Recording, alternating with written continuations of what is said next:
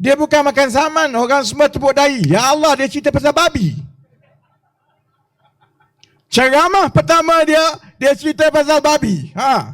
Baik ada orang hantar mesej ke saya ni. Habislah kita lepas ini, you punya calon cerita pasal Cina makan babi. But let me ask you this.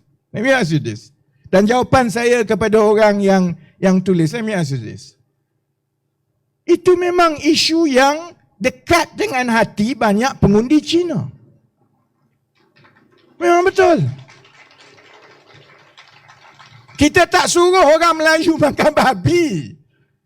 Kita tak suruh pun semua orang meraihkan semua, jomlah kita makan babi. Kita tak suruh.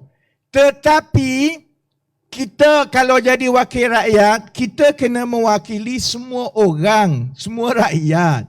Benda yang mungkin kita tak buat, tapi kalau perkara itu adalah penting kepada sebahagian pengundi kita, apatah lagi kalau pengundi itu ialah kumpulan yang kecil, kumpulan minoriti. Mereka hanya bergantung kepada kita untuk kita bersuara. Jadi yang Wehan cakap tadi itu memanglah tak ada skrip.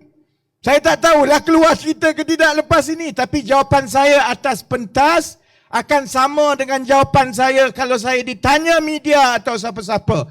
Itulah suara rakyat orang biasa yang duduk sebagai orang Cina di negara ini. Don't ask me, don't ask Wehan. Tanya kenapa DAP tak bercakap. Tanya kenapa MCA tak bercakap. Tanya kenapa Anwar Ibrahim tak bercakap. Sebab itu suara orang biasa. Sama juga kalau orang Melayu ada isu dia yang penting yang dia tak suka.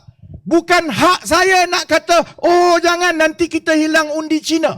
Saya mungkin bersetuju, saya mungkin tak bersetuju dengan pandangan sesiapa. Tetapi hak seorang rakyat, kalau perkara itu rapat dengan dia, hak dia untuk bersuara.